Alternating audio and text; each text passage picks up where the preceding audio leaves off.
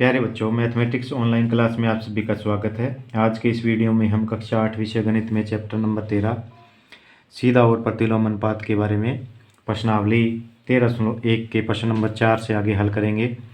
पिछले वीडियो में आपको सीधा अनुपात यानी कि प्रत्यक्ष अनुपात, जिसको अनुक्रमानुपात भी बोलते हैं, उसके बारे में और प्रतिलोम अनुपात के बारे में विस्तारपूर्वक बताया गया था। तो सीधा अनुपात यानी कि प्रत्यक्ष अनुपात से संबंधित कुछ प्रश्नों को आज के वीडियो में हल करेंगे। प्रश्न नंबर 4 है, किसी सॉफ्ट ड्रिंक फैक्ट्री में एक मशीन 840 बोतलें 6 घंटे में भरती है। यहाँ पर 840 बोतलें भरने में समय लगा है 6 घंटे। वह मशीन 5 घंटे में कितना बोतल भरेगी। अब यहाँ पर देखते हैं बोतल और घंटे के अंदर जो अनुपात है वो सीधा प्रत्यक्ष अनुपात है।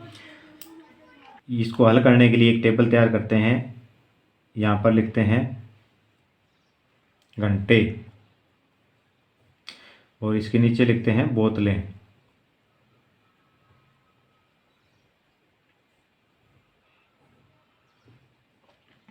घंटे को हम x मान सकते हैं, बोतलों को क्या मान सकते हैं, y मान सकते हैं। तो घंटे कितने हैं, पहले 6 घंटे हैं तो बोतल कितनी भरी जाती है, 840 भरी जाती है। और घंटे अगर कितना हो जाए, 5 हो जाए तो बोतल कितनी भरी जाएगी, इसको मान लेते हैं हम y भरी जाएगी, तो इसका मान y लग देते हैं। तो ये टेबल हम क्या है, सवाल को हल करने के लिए तैयार कर सकते हैं प्रश्न का सारा लेकर कि घंटे 6 हैं तो 840 बोतलें, घंटे 5 है तो कितनी बोतलें, इसके लिए हम y मान लेते हैं। तो अब यहाँ पर क्या है, बोतल और घंटों के बीच में सीधा प्रत्यक्ष अनुपात है। बोतल और घंटों में प्रत्यक्ष अनुपात है। यहाँ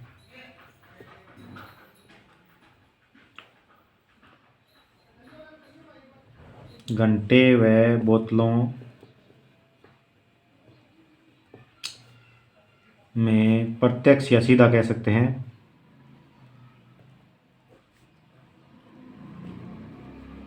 अनुपात है, या ये लिख सकते हैं घंटे और बोतल प्रत्यक्ष अनुपात में है। तो प्रत्यक्ष अनुपात का सूत्र क्या है, प्रत्यक्ष अनुपात का सूत्र होता है x1 बटा में y1 बराबर होता है x2 बटा में y2। ये पिछले वीडियो में आपको समझाया गया था। x1 y1 x2 y2 क्या होता है, ये जो है इसको x1 मानेंगे, ये घंटे x माना है, बोतल को y माना है, तो ये पहला चर है, पहला पद है, इसलिए इसको x1। ये y का पहला है, इसको y1 में लिख सकते हैं।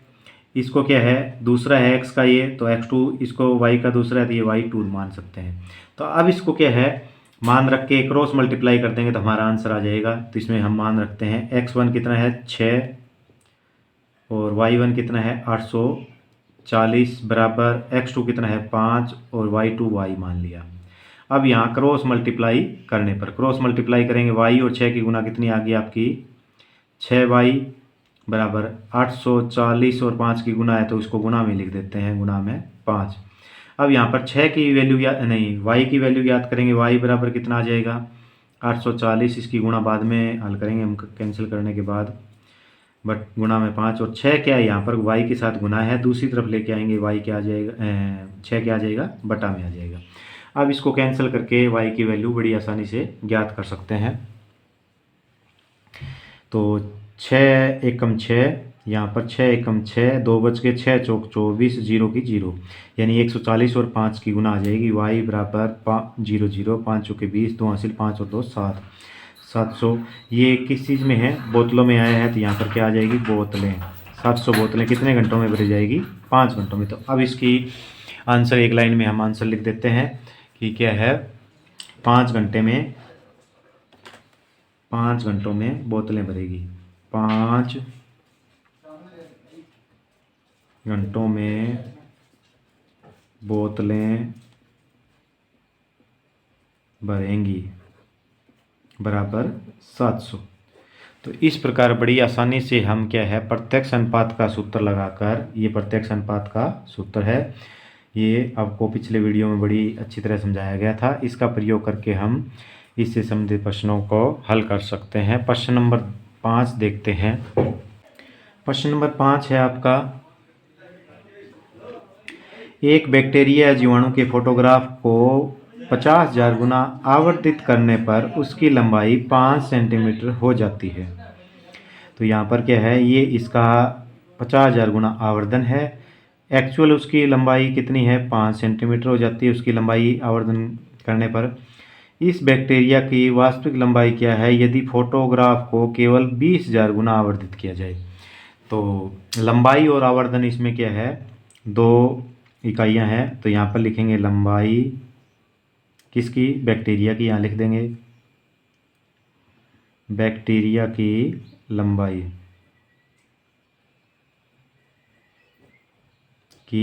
और यहाँ पर लिख देंगे आवर्धन। यहाँ पर क्या लिख देंगे, आवर्धन।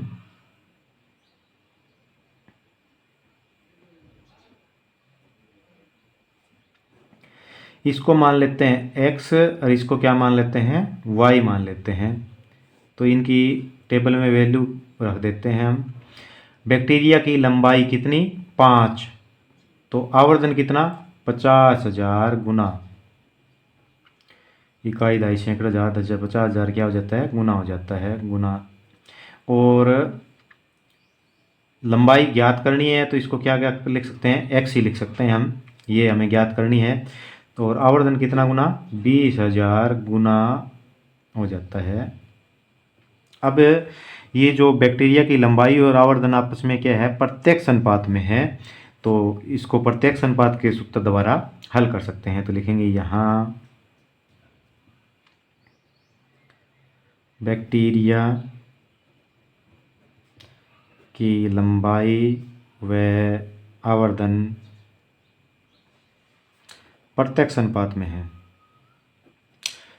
प्रत्यक्ष अनुपात में है। अतः प्रत्यक्ष अनुपात का सूत्र लगाओ पहले। यहाँ पर प्रत्यक्ष अनुपात का सूत्र x1 बटा में y1 बराबर आएगा x2 बटा में y2। ये x1 है, ये y1 है, ये x2 है, ये y2 है।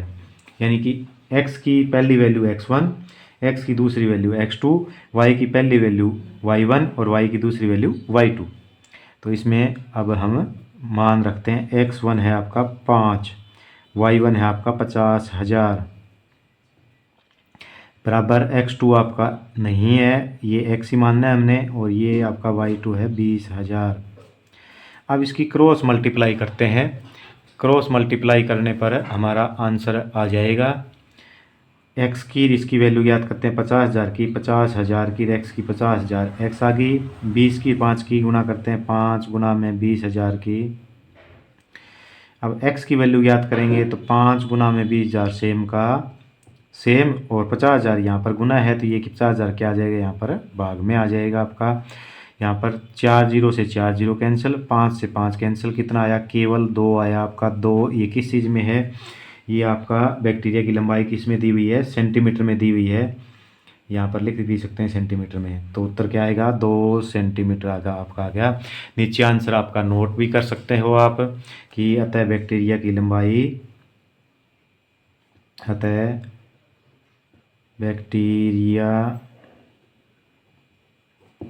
की लंबाई 2 सेंटीमीटर होगी जब उसका आवर्धन 20,000 गुना होगी, जब आवर्धन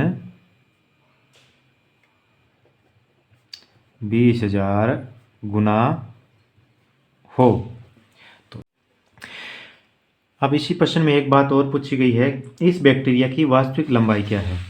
तो वास्तविक लंबाई का मतलब जब आवर्धन है 50 गुना की बजाय बिल्कुल आवर्धन ना किया जाए, एक्चुअल में 1 गुना यानी कि आवर्धन हो, तो वो वास्तविक उसकी लंबाई आ जाएगी। तो इसको लिखेंगे हमें 50,000 गुना आवर्धन पर बैक्टीरिया की लंबाई।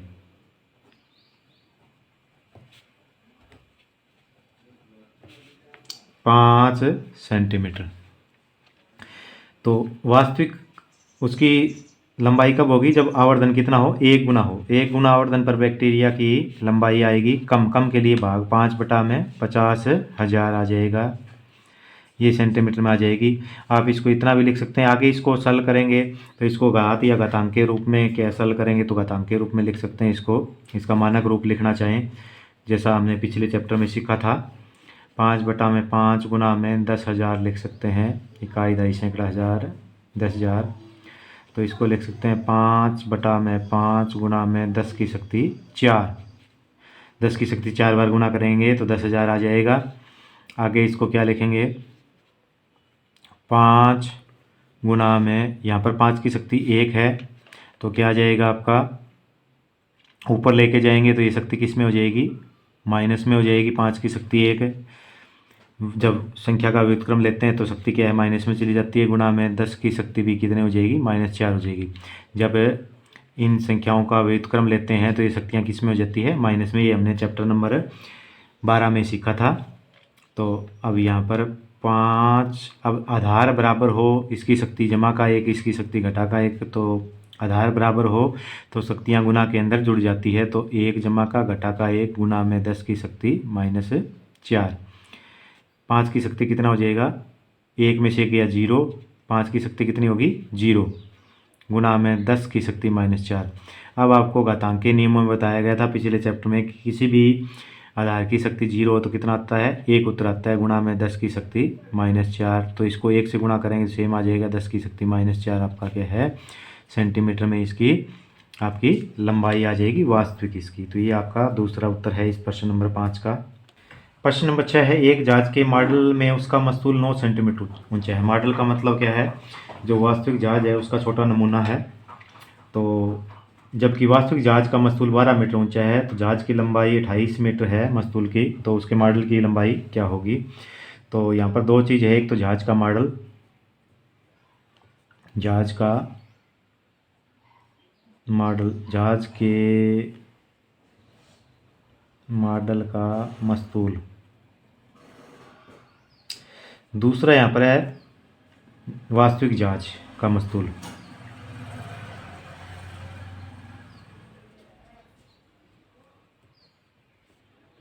का मस्तूल दो चीज़ें हैं, इसको x मान लेते हैं और इसको क्या मान लेते हैं, y मान लेते हैं। तो इन दोनों चीज़ों की वैल्यू पुट कर देते हैं। दो चीज़ें, एक जहाज के मॉडल का मस्तूल है, एक वास्तविक जहाज का मस्तूल है। तो मॉडल का मस्तूल 9 सेंटीमीटर ऊंचा है, ये कितना है, 9 सेंटीमीटर में है। तो वास्तविक मॉडल 12 मीटर ऊंचा है, ये मीटर में है, 12 मीटर, ये लिख देंगे मीटर में है, ये सेंटीमीटर में है, मीटर में है। तो जहाज की लंबाई 28 मीटर है, यानी कि वास्तविक जहाज की लंबाई का मस्तूल 28 है। तो इसके मॉडल की ये ज्ञात करनी है, तो ये x का पहला है तो x1 मान लिया, ये x2 हो जाए तो इसको x मान लेते हैं हम, x1 x2 y1 y2। अब हमें यहाँ पर पता है कि जहाज के मॉडल, तो लिखेंगे जहाज के मॉडल के मस्तूल व वास्तविक जहाज के मस्तूल में प्रत्यक्ष अनुपात है, प्रत्यक्ष या सीधा अनुपात है। सीधा अनुपात है तो प्रत्यक्ष अनुपात का सूत्र क्या है, x1 बटा में y1 बराबर होता है x2 बटा में y2। तो इसमें वैल्यू पुट करते हैं x1 x2 y1 y2। तो x1 बटा y1 लिखेंगे 9 बटे में 12 बराबर आ जाएगा आपका, इसको x मान रखे हमें ज्ञात करना है, बटा में 20। इसकी क्रॉस मल्टीप्लाई करते हैं तो हमारा आंसर आ जाता है। क्रॉस मल्टीप्लाई करेंगे 12 और x की 12x बराबर 9 और 20 की 9 गुना में 20। x बराबर ज्ञात करेंगे 9 गुना में 20 सेम का सेम 12 गुना में है, दूसरी तरफ लेके आएंगे 12 भाग में हो जाएगा, 3 तिया 9 और 3 चौके 12, 4 की टेबल 3 की टेबल पे हो गया। अब 4 से 4 एकम 4, 4 पंजे 20, ऊपर बच गया आपका 3 और 5, 3 पंजे 15। और ये सेंटीमीटर में है जहाज के मस्तूल, मॉडल का मस्तूल, तो ये भी किस में आ जाएगा, सेंटीमीटर में। तो ये आ गया 15 सेंटीमीटर, और क्या है, जहाज के मॉडल का मस्तूल है। अतः जहाज के मॉडल का मस्तूल के मॉडल का मस्तूल कितना आ जाएगा आपका, 15 सेंटीमीटर आ जाएगा। जब वास्तविक जहाज कितना हो, वास्तविक